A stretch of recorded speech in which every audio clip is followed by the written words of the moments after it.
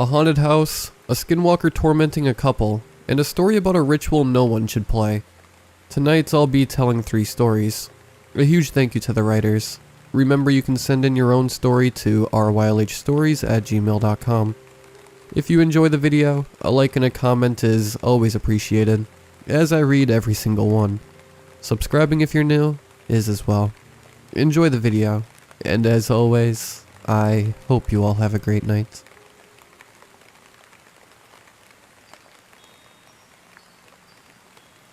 My parents divorced when I was really young, around 5 or 6 years old. However, my parents were on mostly good terms, so they settled for joint custody. For those of you who don't know what that is, basically I would travel back and forth between my mom and dad's house every other week. Around 8 years after the divorce, my dad met who is now my stepmother. She was a few years older than him, and financially stable, having a government job, something to do with the housing authority.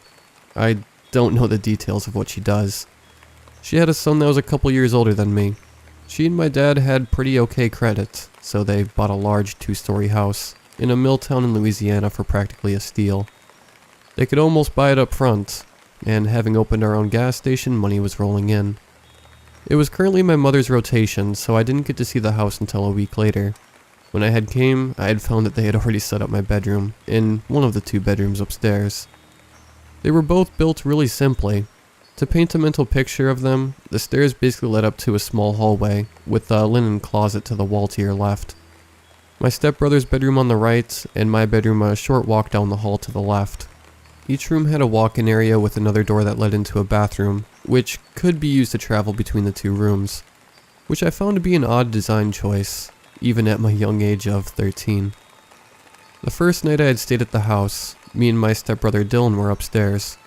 I distinctly remember we were playing Ratchet and Clank, going commando split screen on the PlayStation 2. We were both sitting on the floor with our backs against the door, when we heard and felt 3 distinct knocks on the door against our backs. We both looked at each other, not hearing anyone coming up the stairs. So we asked who it was. No reply. Just silence. So he got up and opened the door to find, you guessed it, no one there. We kinda just shrugged it off, but we did tell our parents, who told us not to worry about it. I'd stayed in the house for several months in weekly rotations. One night, however, I woke up extremely hot. I don't know what time it was, but it couldn't have been too late, because I heard my stepmom and her friend Jan talking downstairs. I should mention that at that age, I slept with my door cracked and the hallway light on outside. I know, I was kind of a scaredy cat. Anyway, when I woke up, my room was pitch black, and my fan was off. To make matters worse, the hallway light was off, but my door was still open.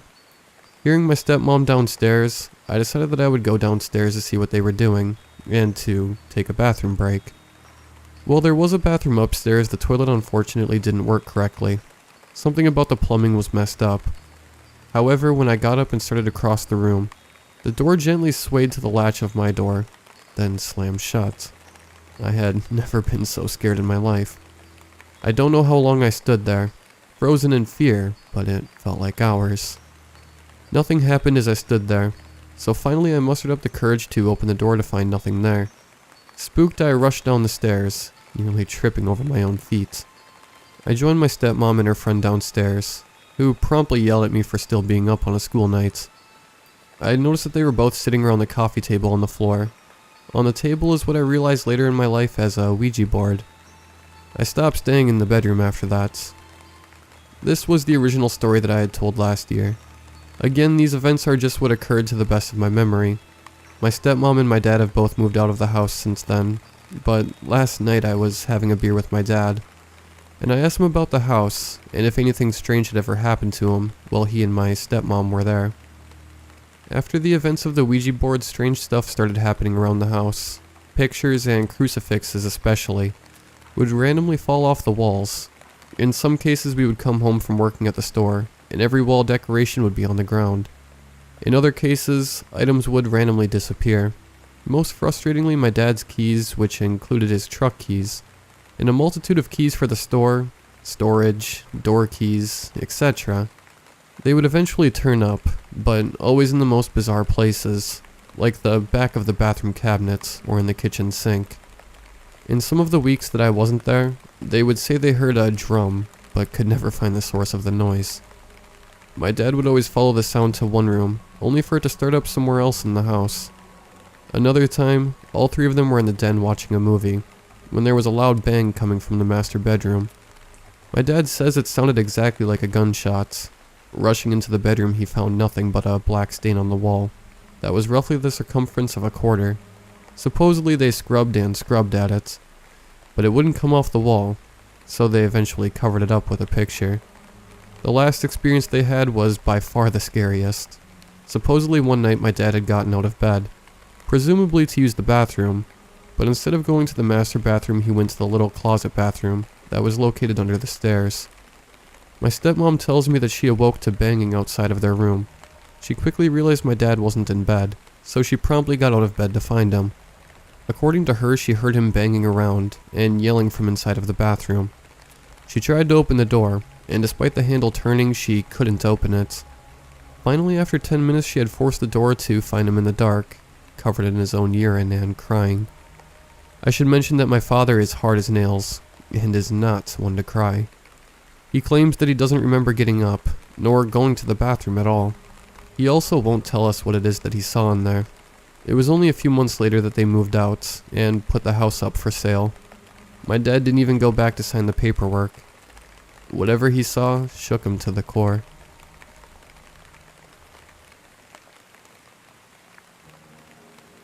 Skinwalkers are old witches that appear as other beings or animals. Of course, they're folktale stories, for the campfire nights or something like that. There's the kind that has the head of a deer and a stretched human-like body.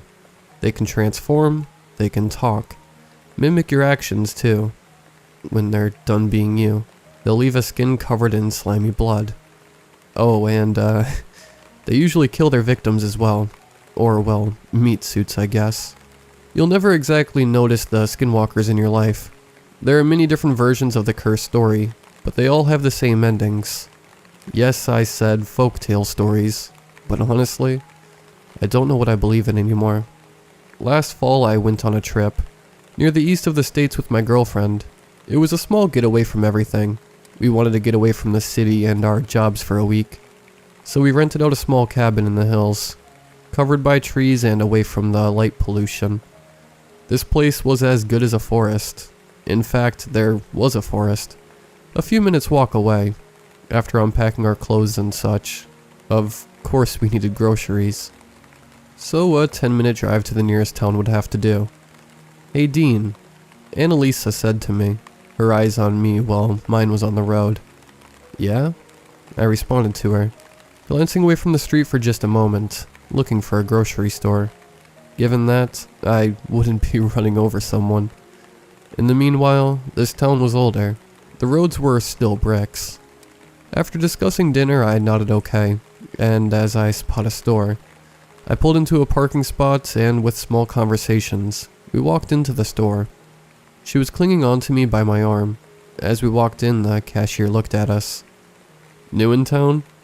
the man asked. "We're just staying for a week," Annalisa said with her bright smile. "Oh, on that note, I'll go find some snacks. You look for the ingredients for dinner, alright?" she said to me, while releasing my arm and skedaddling away, her red ginger hair flowing along with her. "You two are quite something." The guy chuckled. He was a bit older, like an uncle almost. He had gray hair and eye bags. At this point, I'm assuming he owns the shop. She's a sweetheart. I smiled. "I'll be right back. I have to go find dinner." I laughed a bit. He got out behind the counter and led me to the section I was looking for. I said thanks, but before I continued looking, the man looked at me dead in the eyes. "You kids should be careful. Visitors gone missing in the woods. The town's old, very old. Don't be out past sunset. It'll get you." He said in a grim voice. My eyebrows furrowed. He continued, "There's a creature out there. It kills for fun, and it's among us." "Alrighty then. Well, if I need some tips, I'll be sure to seek you out." I smiled at the guy. He gave me a smile back and walked away. Back to the counter, I'm assuming. I had picked out a pack with 2 pieces of sliced cow, beef, included in my bundle. I was carrying a large bag of fries. I passed at the green section and took a sniff. My nose was clogging up. I smelled rotting meat. Returning to the counter, the store was small, but it was also a convenience store. I spotted my girlfriend. In her arms she held lots and lots of snacks, from chips to candy. As we walked to the counter, I had a quick glance. The man just stared at the wall, blanked out. I walked up to him anyway, and we set our stuff down. After paying, we brought the bags into the car. I should have noticed. Ever since I walked into the store, everything was off. When we carried the bags into the cabin, I put them on the kitchen counter, and then went and flopped down on the couch. Annalisa and I decided that, since I drove all day, she would be the one to cook dinner tonight. I turned on the TV while resting my eyes. Needing the background noise, I started to phase out. Until I heard, local convenience store owner found dead in his own back room, located near the fresh greens products of the store. The report woman said, her soft voice stern had me opening my eyes. On the screen, it was the face of the same man that I had talked to. I thought to myself that it could have just happened after we left, until... The body seems to be 3 days old, the decomposing time that is. I switched the channel. Dean? Annalisa said from the kitchen. He did seem a little off. Maybe the guy killed his twin. I mean, apparently there's 2 of them. I chuckled at that. I stood up and walked over to the table. We're near one messed up town. I sighed, sitting down as dinner was ready. Skipping to the next morning, we decided that a hike sounded nice. We went to a nearby diner. The food there was spectacular. I was surprised the place isn't even listed on Yelp. After paying and strolling around town, Annalisa and I went back to the cabin and packed our hiking bags and got into gear. It was already 3 p.m. We wasted some time in town, I guess. The sun rays still shined as we walked out. In the back of my mind, I thought about what the old man had said to me. Since it was late, it was getting darker. Being the near end of fall, the cold wind started kicking in. We were warm and we went, I don't know, maybe a mile away from the cabin. On the hike, there were so many different sounds in the woods. It was almost euphoric. While walking, I realized I forgot to get some pie at the store. Annalisa, we should go get some pie. Annalisa? I started to panic as I realized that she wasn't near me. I yelled for her name and it was already getting dark. Don't be out past sunset. The dead man's voice echoed beyond my ears.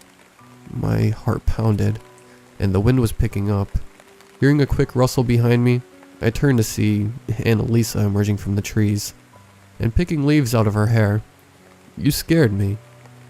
I sighed, and I heard her casual giggle walking over to me, and I noticed her eyes weren't as bright. I'm sorry, babe. There was a trail and I found it. Saw a beautiful river, by the way, but I also, dropped my phone into it. She gave me a quick chuckle and grabbed onto my arm. We should start heading back. It doesn't seem safe out here. Of course, this all seems normal, but now thinking about it, I should have seen the signs. I know. I never mentioned the carvings and the trees, including how the area had no river, only creeks. She should have known the difference. Considering the fact that she's a scholar, when we got home after the vacation, little things changed. A lot, actually. She stopped eating sweets. I noticed so many things off, but it could have been a life-changing ideal. I'm on Reddit right now. I'm alone at home. For the past hours, I've been on the no-sleep sites. I found more information on the man. The guy doesn't have a twin, and it's been a month since we got back from that old place. Even more visitors have gone missing, and their corpses found in the nearby woods. Furthermore, I researched on the legend, passing by skinwalkers. They're from Navajos, a group of people who associate these creatures with witches. Old, evil witches. I don't understand the whole concept, but there's signs. I've been seeing too many changes. I refuse to acknowledge what I've learned. 2 months later, and I'm back here. While she was at work today, I was home, sick, on break. Turning on the TV, I located the news channel. Local girl's corpse found. Annalisa. I looked at the screen. The picture shown on the news was my girlfriend's. Now the first thing I thought of was that it couldn't be true, until they showed her corpse. Unusual for a newscaster, but the place we lived in had never been normal. Next to the body, blood-stained, written, "You're right, she had a sweetheart." I already turned off the TV. I remember what I said to that man. No, that thing.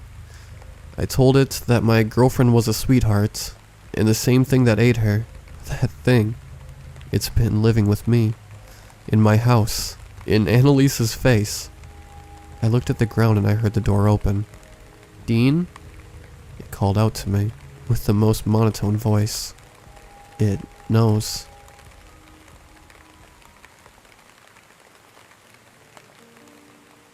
My friends were idiots. I was an idiot. I don't know if the warnings are real, but I know everyone else is gone. We thought it was a story. We just wanted to play along, have some creepy fun, but now it feels so real. Like it won't go away until it has us all. At least that's what Devin said. To be clear, none of us wanted this. It was supposed to be a fun, cheesy way to spend the night, while Devin's parents were out of town. Brandon found the story, but it was Devin's idea to actually play the game. None of us were surprised by that though. Devin's always been into rituals and creepy things. Of course we didn't think it would actually work, but I guess no one ever does. That's how stupid kids like us get suckered into playing, even though every warning tells us not to. It was me, Devin, Brandon, Hannah, Kennedy, and McKenna. We chose Isaiah as the target, because Kennedy had a crush on him, and Hannah and I couldn't resist an opportunity to tease her about it. That and McKenna lives down the street from him. It was a convenient pick. The rules of the game ask for a picture of the target's door. Easy. McKenna got one on her phone on the way to school, and Brandon borrowed a pen from Isaiah in chemistry. The game asked for a personal item, and Brandon said it was the best he could do on such short notice. I printed a Google map route from Devin's house to Isaiah's, and Devin provided the refreshments and ambience. So it was the 6 of us with Devin acting as the caller. We did the ritual exactly as instructed. Everyone wore black, sat in a circle, and held hands well surrounded by candles. The game didn't call for them, but Devin insisted. We visualized walking from Devin's house to Isaiah's. We raised our right hands and focused on sending the knocks through Devin. Devin even lifted his arms like he wasn't in control of it, and knocked on the door 3 times. And then, nothing. At least at the time, there was nothing. Devin sulked about how we didn't have enough people to make it work. And I pointed out that we had no real way of knowing whether it worked or not, because none of us were in Isaiah's house when it happened. There was a little bickering back and forth about poor planning, and what's constituted as an invasion of privacy. Before we blew out the candles and pulled up Netflix, Kennedy and McKenna ditched early, and the rest of us spent the night watching old horror movies, until sometime after the sun started to come up. And that was it. Isaiah never said a thing about phantom knocking, and we forgot all about it, until about a week later, when McKenna stormed up to me, while I was reading outside during a few. She shoved the book out of the way, and her phone into my face, demanding to know what this was all about. This was a Snapchat message from callme_469, with a message that read, "You called me, but no one answered. I will return. One of you must let me in." It was a creepy message, sure, but we all got the same snap the nights we tried to summon a demon, or whatever. I told her as much, and she complained, but since she left early, she shouldn't have gotten one. The eye roll is strong in me, but I explained that Kennedy had cut out early too, and she got a text just the same as we did. I didn't know how they got our info, but I assumed Devin had something to do with it. If he hadn't made a dumb account in the first place after reading the story, he probably gave the guy our info to up the creep factor and make it all authentic. She didn't like that answer, but it's not like I could have done anything about it. She dropped it after that, but I could tell it was still bothering her. When Hannah found us later that day asking if we'd heard from Brandon or Kennedy, I laughed about Brandon. I thought it was a little silly, her asking us if we'd heard from her boyfriend, but she said they'd had a fight 2 nights ago, and she hadn't heard from him since. None of us had. McKenna and I both tried calling him to see if maybe he was just avoiding the calls, but they went straight to voicemail. I told Hannah he probably knew we were calling on her behalf. McKenna offered that his phone might have just died. Hannah didn't really accept it. She nodded at the time, because I think she wanted to believe that it was that simple. I think we all did. But deep down, I know she didn't buy it. And honestly, I don't think I bought it either. Brandon didn't live with his family. His family lived upstate. They had moved there for his dad's work. But Brandon wanted to finish high school with us, so he lived with his older brother Sam in town. Except Sam wasn't in town. He was in Maine for a long conference and wouldn't be back for another 3 days, which left Brandon all alone. And given what Hannah told us about Kennedy, I didn't blame her for being concerned. Kennedy was gone, so was her family. According to Hannah, it was like a family from Roanoke. Food is on the table, lights were left on, no sign of struggle, all their stuff left behind, and most wide open. Police were stumped, but we thought we knew exactly what had happened. And Hannah was terrified it had happened to Brandon as well. Who could blame her? Struck by a sharp pang of realization, I asked if either of them had heard from Devin, but neither she nor McKenna had. They hadn't seen him since that night. That bothered me. It bothered them too, I guess. But Devin was my friend. I'd known him the longest. That mattered to me. I decided to call him when I was gone. Kennedy was gone, and Brandon might have been as well. I wanted to hear Devin at least was still okay. I wanted to hear his laughs as I explained how our collective imaginations made a bad situation seem even worse. I wanted to hear his voice and remember this was all a game. I wanted to know that we were all idiots for buying into it. I wanted that, but that's not what happened. I called Devin and he answered before the first ring ended. His breathing was sharp in labor, battling through the phone, as if he had held it too close to his mouth. Devin? Ash. His response came out with a greeting whisper tinged with what sounded like hope. I wanted hearing him to restore my own hope, but all I could feel in that moment was a growing knot of dread. Dev, are you okay? No, Ash, I'm not. We shouldn't have played that game. He sobbed. We shouldn't have messed with it. Isaiah didn't answer, and now we're all in trouble. His voice became even softer, and I heard him shifting briefly before holding his breath in sound. In the distance, coming from somewhere deeper in the house, I heard banging. My heart thundered in my ears as fear crawled up the back of my neck. Quiet crept through the phone, but it didn't last long.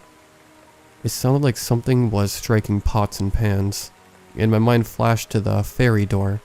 He painted on an old piece of tin hanging above his bed. Something muted and heavy, like the old steamer trunk at the foot of his bed. The shuddering reverberations of his closet doors.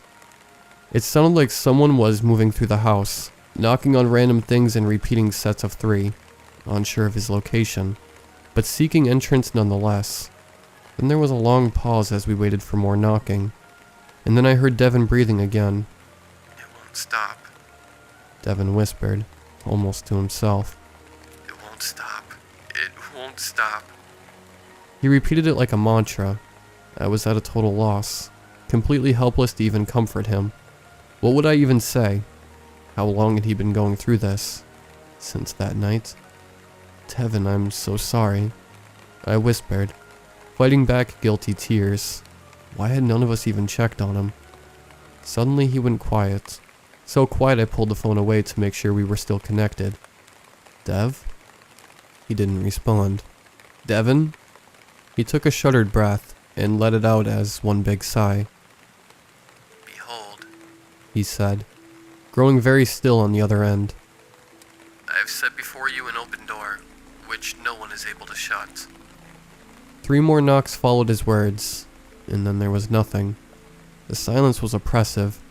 I almost didn't dare to breathe as I strained to hear anything that might be happening on his end. Time became meaningless. Maybe only 2 minutes passed. Or it could have been 30. I have no clue. The only thing that mattered in the moment was the fact that the line is still open, and he was still there, somewhere on the other end. Come on, Devin. I thought with gritted teeth. Come on. Fine. he said at last, startling me. I'll do it. I'll go. I'm just so tired of fighting. Devin, what are you doing? Ending it. He said with a heavy sigh. It's never going to stop, and I can't keep hiding. There are so many doors now, Ash. I can't even count them. And the knocks. All the time. Don't you open that door, Devin. I yelled into the phone, gripping it tightly with both hands. As if by sheer force or will, I could hold him back. Good luck, Ash. He said, sounding both exhausted and very painfully sad. Maybe I'll see you on the other side. Devin. I heard him shuffling around, and the familiar creak of his bedroom door hinges. After that, the line went dead. I tried calling back, but all I got was voicemail. The news reports called him a runaway, said he'd been acting disturbed and irrational for days leading up to it. Some suggested drugs, most thought a psychotic break. No one had any leads, but I knew. He had opened the door. It came from me just 2 days later, at 3:45 p.m. I was at school, getting ready to go home. As I twisted my combination into the lock, the game weighed heavily in my mind. I tried to shake the feeling we were all on a bullet train to hell, with no way off but to go through the door. I thought about living in a cabin somewhere the internet couldn't reach, or maybe getting a big open floor plan apartment, where I could be a shut-in for the rest of my life. I reached for the latch to open the locker door, worried that even if I did manage to do either of those things, I would only be delaying the inevitable. From inside the locker came 3 short raps. The door shuddered under the force, visibly shaking with each hard knock, as my hand hovered less than a centimeter away. My chest ached with the slow, deep breath I took, watching the door like it was alive. A scream welled up inside me, but never made it out. It was like my brain and my body weren't communicating anymore, and I just stood there, frozen and screaming inside. The thing in my locker knocked again, pounding on the door hard enough I thought it was going to break. Something inside me woke up, and then forced my feet to move. I backed up with my right hand still held high in the air, while my heart pounded so hard I can barely see. I frowned at my locker in confusion. Adrenaline thundered through my body, leaving me shaken and raw, my every nerve on fire, and my attention honed to a needle-fine point. But my brain was still sluggish, unable to reconcile what just happened with my locker, and what I knew of reality. From my pocket came the familiar blip of a new Snapchat message. I pulled my phone out automatically, caught in the haze of oafish bemusement, able to act only by rote, and tapped the new message without conscious thought. He who enters by the door is shepherd of the sheep. To him the gatekeeper opens. I knew the sender before I even looked at the name. Call me _469. The same demented person that messaged us that night we played the game. As I watched the screen, the little ellipsis cloud popped up the bottom left corner, giving me a jolt of panic. Someone was actively typing. My heart seized painfully in my chest. Cold shot throughout my body, and I felt the instinctive need to throw the phone and hide. But another message appeared.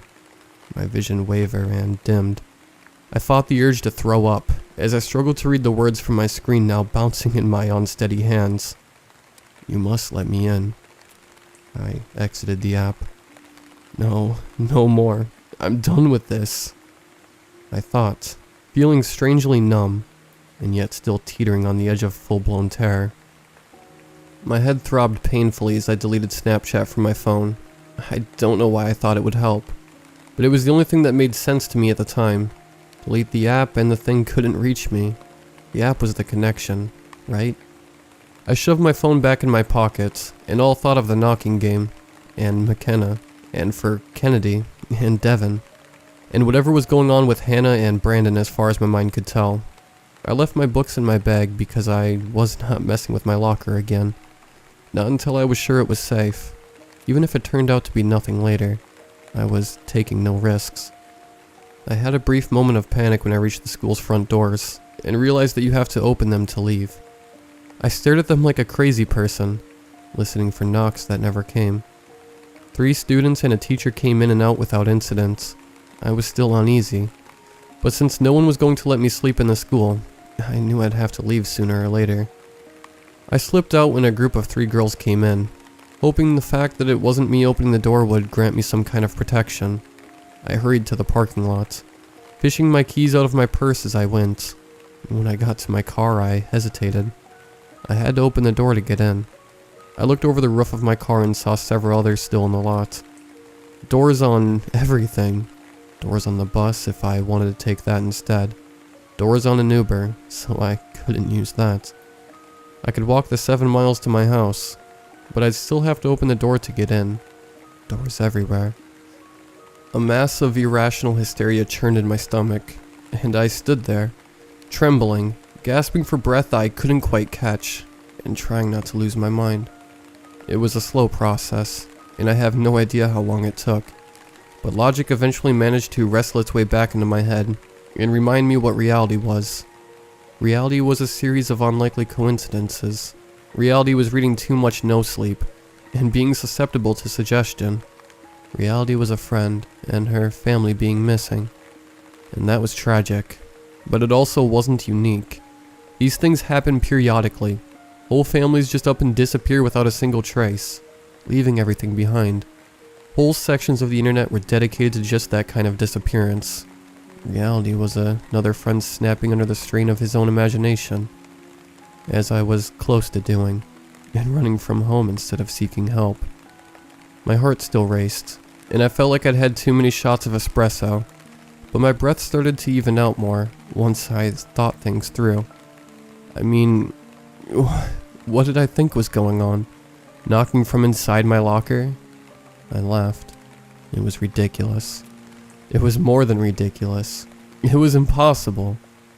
I couldn't stop laughing, and crying, until I collapsed beside the car with my back against the door, and my head between my hands.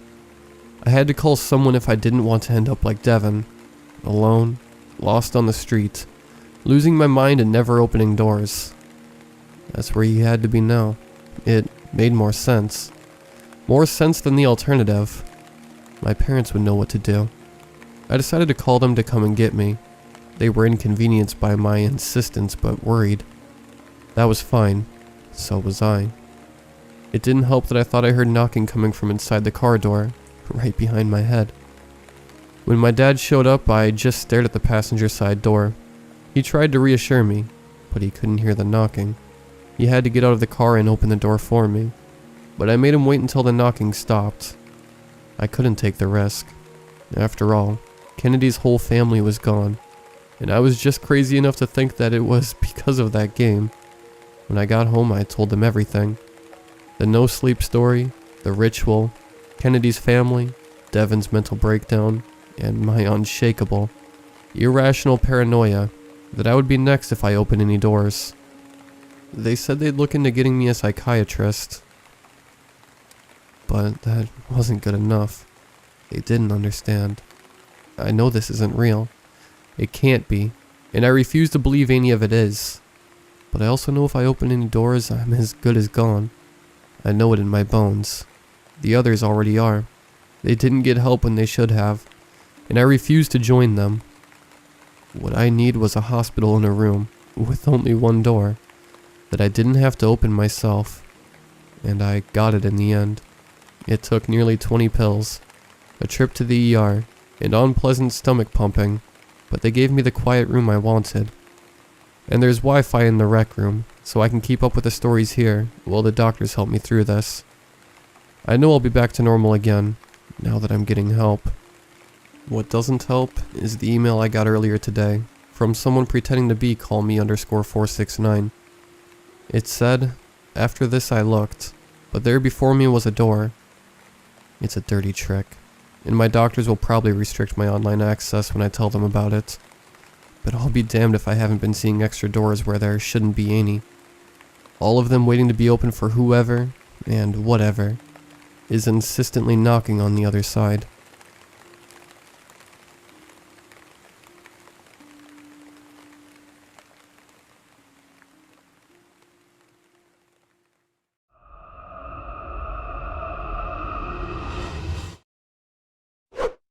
Forest Rangers, what are your unexplainable and downright creepy stories? Not a ranger, but I used to be in a group that's somewhat like the Scouts, so we spent a lot of time in the woods and some weird crap happened often, but most of the time it was easy to explain. One thing happened though that to this day scares the living crap out of me. I was a leader for the age group 8 to 10 years old and we were out on a camping trip.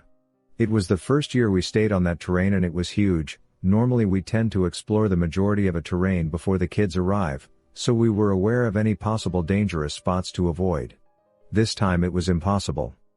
Every camp we have what we call a night game. It's usually a scary game in which the kids have to complete several tasks, while the leaders scare the ever-loving crap out of them.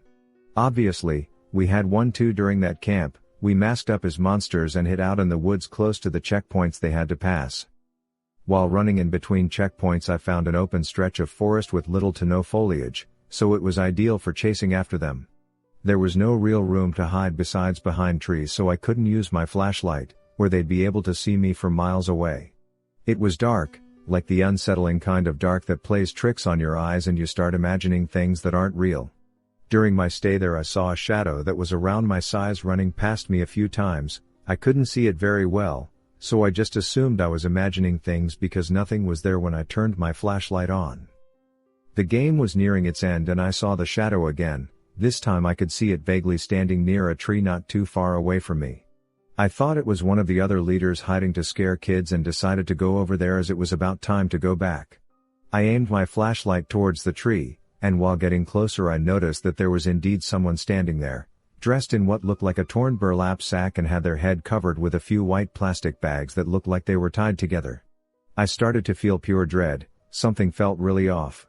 I asked if everything was okay but they didn't respond. The only thing I heard was this weird sound that sounded like someone knocking on wood. Nevertheless, I went a bit closer until one was about 10 meters away from this person. The knocking sound turned out to be that person smacking his head repeatedly into the tree, and I noticed he looked like a male. He was barefoot and his arms and legs were covered with crusted mud, his hands were in a weird cramped position. I was convinced this was just one of the other leaders pulling a prank, so I told them to knock it off. He slowly turned his head and started walking towards me. Something inside me just told me to run. It didn't matter if it was just a stupid prank, and I ran away scared for nothing. If this wasn't a prank it felt like I was in serious danger, so I ran as fast as I could. I heard him running after me, but I didn't want to turn around to look as I'd probably run into a tree. I arrived back at the campsite and every single person that could be dressed like that was already there. They couldn't have gotten there before me, and if they did, they sure as hell didn't have the time to change into their regular clothes. Still, I told them and that they gave me a good scare with that. They just looked weird at me thinking I was trying to scare them, and we left it at that. Next day, I wanted to go check it out. Who knows, maybe some weirdo ate the wrong mushroom and might be out there dying from hypothermia. I took someone else with me, just in case, and there was nothing but endless trees. We arrived at the tree where I saw the person banging his head, and there was a dead, skinned, decomposing rabbit nailed to the tree. We called the cops. They looked around quickly and brushed it off as just a prank from another scouting group or some kids from the nearby town and left it at that. We didn't notice anything weird after that, so it probably was a dumb prank, but seriously, some people have a effed up sense of humor. That makes me sick to my stomach. I couldn't imagine seeing something so horrifying like that in the dark. Stuff like this really makes me wonder what's hidden in the wilderness. It also makes me want to never find out. But out of curiosity, what camp or park were you at? Nope, Lake, in this county. I have a friend who is a trail ranger. Basically a ranger who can't get you in trouble. He told me about this time he was gathering illegally placed wildlife cameras and knocking down hunting stands, feeders, and blinds with another actual ranger. The other ranger wasn't feeling well, so he said he was going to head back as it's a 1-hour ATV ride. Friend finished up the last one when he heard voices. Keep in mind he's far off the beaten path. He called out and no one replied. As it was getting dark he started to head back and found that his ATV wouldn't start. He then noticed that the battery was not connected anymore. He reconnected it and started to drive, but it wasn't going fast at all. Less than a half mile later the whole thing died. He radioed back basically saying, "Hey guys, I need someone to come pick me up." They told him they would, but it would be an hour. He asked if the other guy got back and they said no. He settled down and started a small fire, but before long he heard voices again. It's dark. He's not happy. The voices sound like an argument now. Someone was angry and yelling at someone else who sounded more scared. He called out and asked if anyone needed help. The voices didn't seem to care. He guessed they had to be less than 1,000 feet away. He radioed again and they said they were having trouble finding what path he might be on and haven't left yet. He asked them just to get the other ranger to tell them about where they are because he left with the iPad that had the map. They said he still isn't back. About 3 more minutes go by and he hears the voices start up again. He decides to walk to them, hoping maybe they can stop being drunk a-holes and maybe have a map. He walked in their direction, but the voices seemed to be getting further as he got closer. Finally, after 20 minutes he gave up and walked back. He got a radio call and they said the other guy was found passed out covered in vomit, and was being taken to the hospital, but he crossed off everywhere they found a stand, so they have a general idea where he is. Then the radio died. Then the voices came back. Bored out of his mind, he decided to listen to what they were arguing about, picking up things like, "Well, it wasn't yours to take. I don't freaking care. You knew better." And so on. His guess was 2 hunters arguing over a kill. Then he heard the one shout something intelligible, then silence, then bang. A gunshot. He doused his fire and hid. After that he heard nothing. Just his breathing for the next half hour until he saw ATV lights. He told the guy picking him up everything and they called back. They had people looking for 3 hours and found nothing. They came back the next day with police and dogs. After about an hour a shallow grave was found, and in it was a long dead man who had clearly been shot in the face. Thing was, it was a skeleton who was there for years. So either the argument he heard just ended with a bang and both parties went home last night, or he heard the murder of someone from years ago. I have so many of these, but I'll share my favorite. I have been a ranger in the USFS for almost 15 years, but this takes place about 3 years after I joined. We were getting calls about a lone wolf with a collar on, hanging around campsites, weird since wolves aren't known to be in the area, but when you work in the field long enough you start to realize anything is possible. No calls had mentioned violent behavior from the animal, thank God. I departed from the station around noon to check out the places that it had been sighted. Wandered around for about 3 hours, no further calls during that time, until I took a break for water. Sat down, had a snack, drank some water and was getting ready to go again when the thing was about 20 feet out, trotting near the tree line.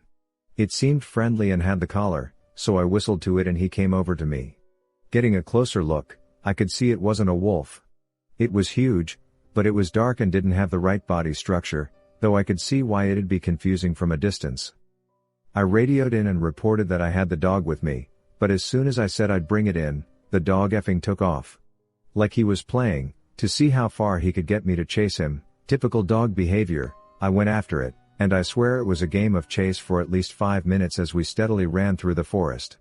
Please don't go running through woods unless you know the area like the back of your hand. The dog finally slowed down near a rock bed/creek area and started pacing around a spot.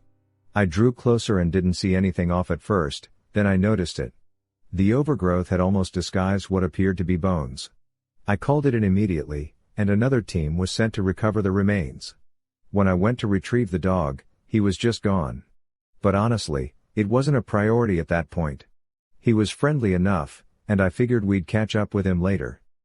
The bones were identified as a teenage male's, died by a self-inflicted gunshot wound to the head. He'd been reported missing in the area long before I became a ranger, and there'd been pretty much no hope of finding him. I spoke to his mom on the phone. She called to thank me personally, and she asked how I'd found her son. I mentioned the black dog, then thought I'd said something wrong since there was a pause on her side of the line. After I gave a couple details about the dog, she quietly explained that her son, who struggled with making connections, had sunken into a deep depression after the death of his best friend. The very dog that had led me to him. I think I spent the rest of the day stunned. I continue to be in disbelief in a way. But I know what happened. One of my best buds from college was a geologist major that ended up becoming a ranger in the southeast US. Haven't spoken in years, as is the case with age, but I remember about 8 to 9 years back he was telling me about an old married couple that he had recently helped out. He had seen them come to the park several days in a row, and found out they were visiting from out west, and they had gotten engaged there decades prior. They had been searching for a spot they'd taken pics of, where he popped the question, but were having trouble. After looking at the pics and figuring out roughly where they were trying to get to, he escorted them in his vehicle, then hiked with them to where he thought it would be. They found it, and he left them there and went back to his station at the entrance. He said he got a weird feeling once he got back, and felt like he needed to wait to see them whenever they left. Well, once it came time to lock up at night he still hadn't seen them leave, so he reported it, left his assistant to wait at the shack at the entrance, and went back to where he left them. He found both of them lying down spooning along the bank of the river. Neither were alive. He called the cops, went through the 9 yards and went home. The police were able to disclose to him their identities but weren't sure anything else initially. Later he learned that the wife was terminally ill with cancer, and they had both committed suicide by ingesting some sort of chemical/pill combination medley. They just chose to do it where they had gotten engaged at. My bud wasn't torn up about it. He was obviously sad for about them dying, but said that he thought they hadn't asked for help earlier because they didn't want anyone to think they helped kill them. Not a ranger, but I lived on the outskirts of a national park in a cabin. It was a 4-mile drive from the main road just to get to the property, and we had no plumbing or power. This property was right next to where the park started. To call it the middle of nowhere is an understatement. My roommate at the time was interning with the Park Service, but he is a city kid. Every evening at the dead of night I had been hearing noises in the woods, what I thought was someone walking, but then they'd just stop in particularly overgrown areas of the jungle, so your mind starts to doubt itself. Is it a pig? A cat? Is it just the wind? The cabin didn't have a locking door, and the owners didn't want me to install one, so I began sleeping in my car. Now, this is a huge property, and I'd park my car over an acre away from the cabin and where I was hearing something. I started hearing those footsteps again. I moved out. My roommate, who thought I was bonkers, stayed and still slept there without a locking door.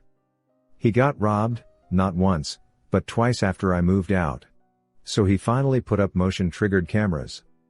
There was a man with a long rifle who'd hike up to the property, set up in the bushes, and watch us. I'm a ranger, non-peace officer, and work at a pretty remote desert park. This happened before I got there, but the other rangers I work with were there. They went to do a patrol during summer, our off-season, at one of our seldom used campgrounds.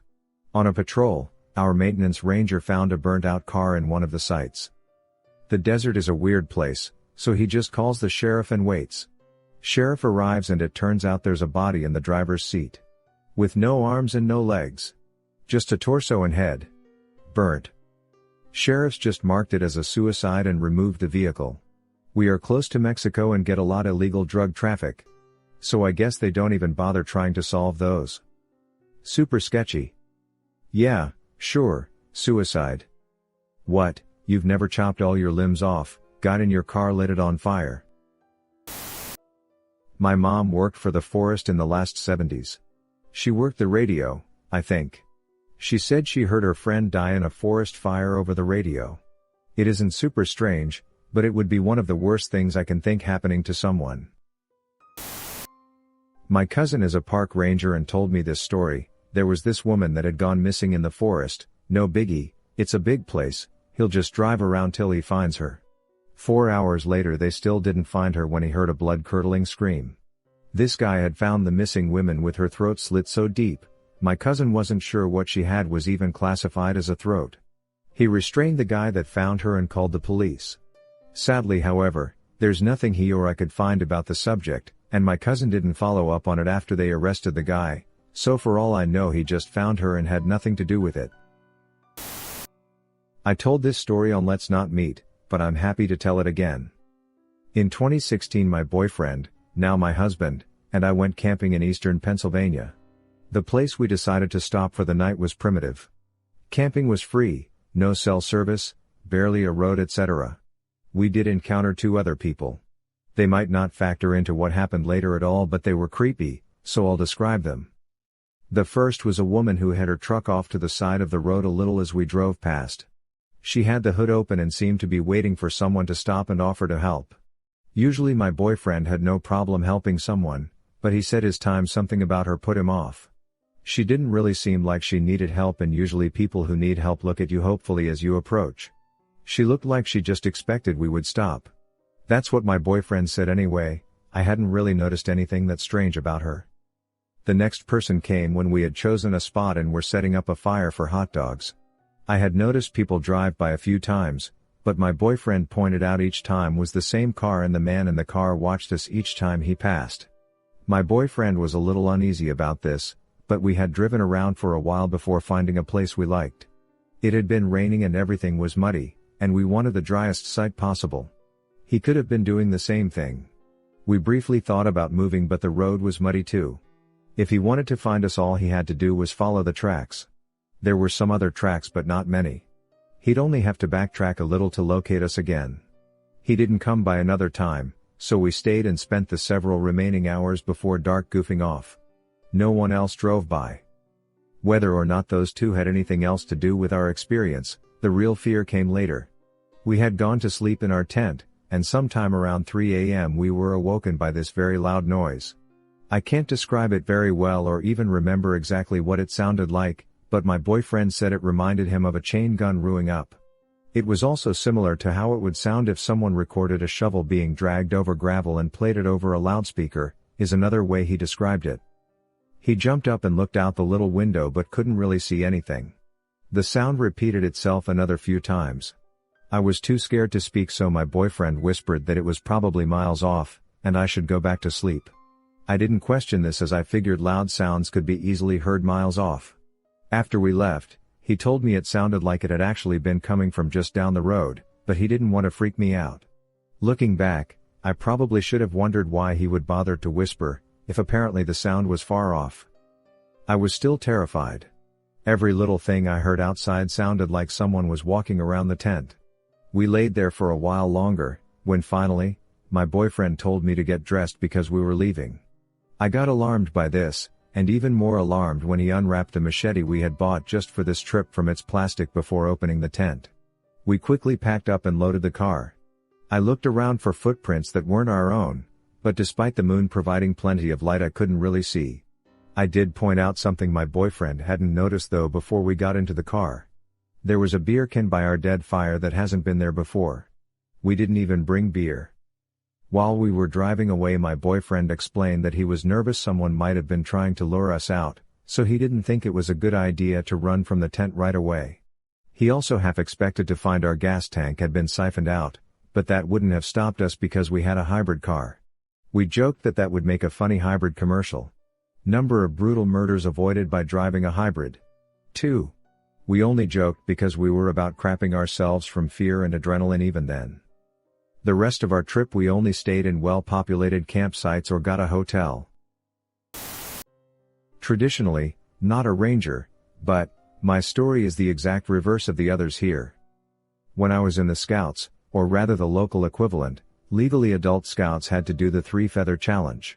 1 day without food, 1 day without speaking, and 1 day and night alone in the woods with only a knife and a tarp, unseen by any human. After which one has to sneak back to the scout camp unnoticed by the sentries, and report to the camp master. It was my 3rd day. So I took off, walked for miles through the woods and found the most remote spot in the wildest, most overgrown part of the woods. Spent a spooky but uneventful night until almost before dawn, when I decided to go for a morning swim in the lake right before taking off to go back. I stripped nude and went towards the lake but noticed a group of guys fishing, so decided to go back. Suddenly, the ground underneath my feet caved in, and I found myself submerged up to my armpits in the absolute vilest mass I have ever smelled. It was a pit where poacher dumped the guts and leftovers of illegally hunted deer, and it fermented for weeks. Imagine the scene. A group of anglers hear some ungodly screaming from the direction of the woods and run there to see if someone needs help. What they see is a teenager-shaped ghoul, covered completely in blood and rotten offal, who is crawling out of a bloody hole in the ground, while shrieking and weeping, then runs at them, to get to the lake and wash off. LOL. Did they run? I'm not sure, as my eyes were smeared with rotten guts and blood, but I remember they started screaming too, and at least one of them fell butt backwards in the bushes. To their credit, when they calmed down, They found me by the lake and gave me some soap to help me wash off the stink.